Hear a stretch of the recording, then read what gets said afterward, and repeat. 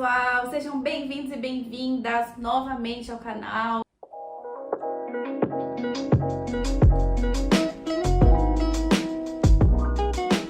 Hoje a gente vai falar sobre Business Intelligence e eu vou explicar um pouquinho de forma teórica também o que é, quando usar, como usar e quais plataformas e ferramentas existem hoje no mercado que você pode usar para construir algum relatório de BI. Gente, vamos lá. Primeiro de tudo, ele pode ajudar as empresas a olharem, entenderem melhor os seus aspectos, os seus desafios técnicos, operacionais, financeiros, de marketing, tudo isso de forma mais integrada, colaborativa. Então esse é o objetivo, né, assim, ideal, a gente conseguir compartilhar esses dados, compartilhar esses relatórios. Então, basicamente, o BI, o Business Intelligence, ele vai abranger todas essas ferramentas que a gente pode usar para compartilhar, então para coletar esses dados, integrar, se forem diferentes bases de dados ou diferentes arquivos, e tratar, mostrar esses dados, né? Então passar a mensagem, a comunicação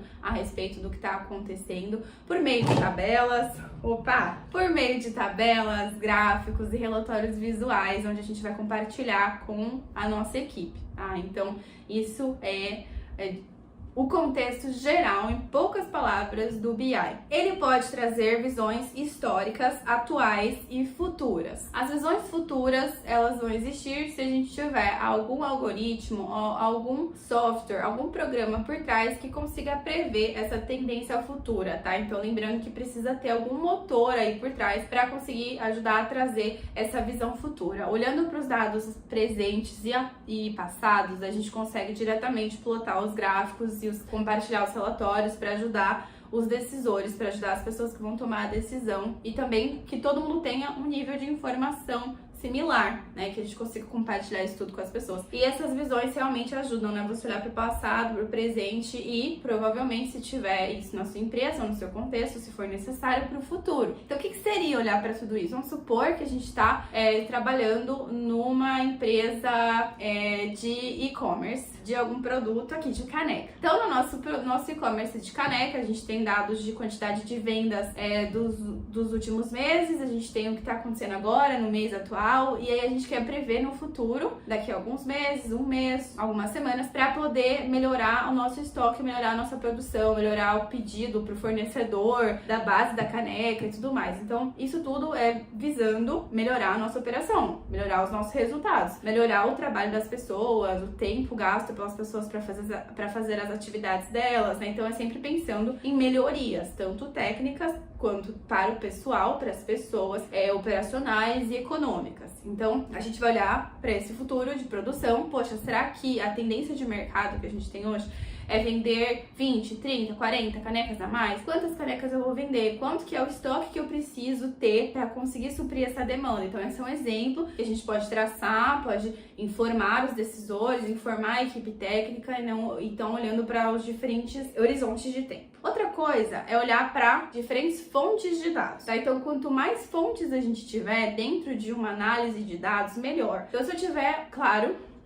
não generalizem, gente, não generalizem, tá? Então, de forma geral, este conjunto de dados, se vier de várias fontes, ele vai ser mais completo, ele vai conseguir ter redundância de informações. Então, o que é redundância de informações? Então, vamos supor que eu consiga capturar, de novo aqui, nas nossas canecas, a gente consiga capturar no mercado, dentro da internet, qual que é a quantidade de pessoas que tá comprando caneca, tá comprando caneca aqui de bichinho. E aí, cruzar esses dados com que realmente com que as pessoas estão fazendo uma busca na internet, ou com outro fornecedor nosso, ou com um concorrente nosso. Então, ter essa redundância de dados para conseguir comparar o mesmo tipo de informação, mas vindo de duas pessoas diferentes, duas fontes diferentes, é muito interessante, porque a gente consegue ter isso que é chamado de redundância das informações para conseguir confirmá-las. E além disso, conseguir ter informação de várias fontes é interessante, porque vai ter a possibilidade de cruzar informações informação externa com a interna da empresa. A informação interna vinda de fontes internas, pessoas que geram esses dados, então fazem cálculos financeiros dentro da empresa, isso vai ser uma fonte interna. Fazem estimações de vendas dentro da empresa, informação interna, e versus uma informação externa, que venha de clientes, que venha de concorrentes, que venha do mercado. Então isso é o fato de cruzar informação externa com informação interna, também é muito interessante. Então ter essa diversidade de fontes de informações é benéfico no caso de uma análise de dados e no caso de uma construção também de relatório de Business Intelligence. Então a gente vai conseguir construir esses relatórios, galera, para muitas coisas, para precificação, para análise de mercado, para fazer benchmarking com concorrentes, com outros tipos de produto que existem no mercado, para definir KPIs, que são os indicadores de performance da empresa. Então esses KPIs podem ser indicadores internos, como que a empresa está operando, como que os funcionários estão saindo, ou também de mercado externo, né? Então esses indicadores podem ser usados para a gente traçar metas, para a gente ver se a gente está atingindo as nossas metas, para a gente também compartilhar informações do andamento de algum projeto, do andamento de algum processo da empresa. Então isso pode ser usado para diversas coisas mesmo, diversas aplicações dentro de uma empresa, e eu pude executar algumas delas e vejo que realmente isso traz benefício pelo compartilhamento de informações e pela rapidez que a gente tem na hora de abrir esses dados, né? Visualizar, você consegue muito mais rápido ter algum resultado, conseguir tirar valor desses dados, que antes tinha que fazer todo um processo de extração, coleta, trabalhar um pouco com os dados, manipular, muitas vezes era em Excel, né? Então, a gente sabe falar, né? Tudo que precisamos abrir aqui e sermos sinceros. Muitos dos nossos relatórios e gráficos e tabelas é em Excel, né? Eles são em Excel, no PowerPoint depois. Então, com esses tipos de ferramentas, ou também, né, o Excel do Google, o PowerPoint do próprio Google, as apresentações, então existe nos dois, né, as duas plataformas têm esse tipo de solução. Então, basicamente, são soluções simples e que a gente consegue migrar uma base disso para o BI. Agora, vamos lá para os exemplos concretos de plataformas que fazem isso, que ajudam a gente a desenvolver os relatórios de BI. Primeiro, que está bombando no mercado, gente. Bombando.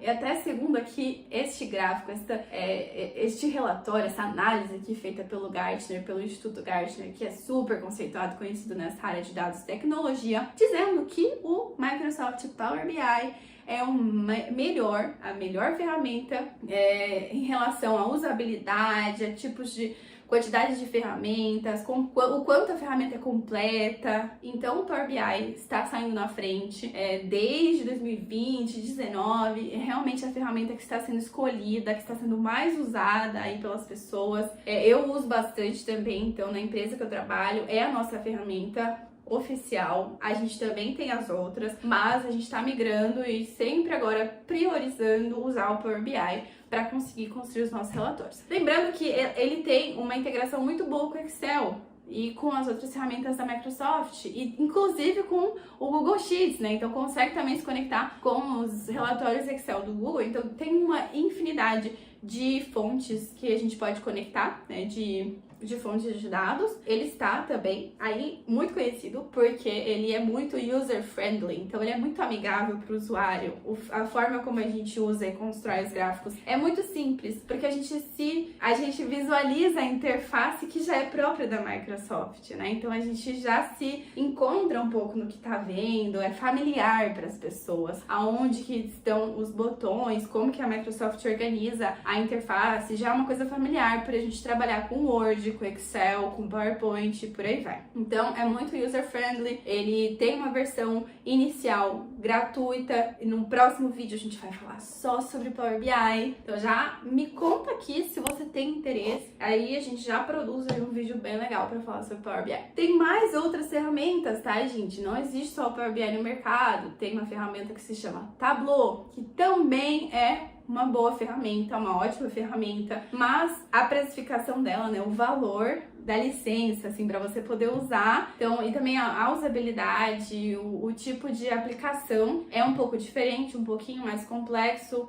a usabilidade, e talvez atinjam pessoas e usuários que busquem fazer análises estatísticas e análise de dados um pouco mais complexa do que a gente faz no Power BI. Então, o Tableau talvez é usado por essas pessoas que busquem uma outra complexidade nos problemas, e ele precisa, às vezes, de uma ajuda de uma pessoa que entenda um pouco mais de TI, assim como o Qlik. Tá? Então, o ClickView ou ClickSense também existe, você consegue usar aí uma versão que você não paga e tudo mais. Todos têm feito isso, né? Que você consiga testar, que você consiga usar até um certo ponto, só que também, assim, eu acredito que ele seja um pouco mais difícil de usar em relação ao Power BI, mas continua um pouco menos amigável, mas também continua sendo uma boa ferramenta. Então depende muito do seu contexto, depende muito das pessoas que estão trabalhando com você, se você tem apoio ou não da TI. Então o Power BI, na minha opinião, continua aí no topo da lista. E fora essas 3 ferramentas e todas essas outras que vocês estão vendo aí no nosso diagrama, existe uma que chama Google Data Studio, que é gratuito, do Google, que você consegue usar,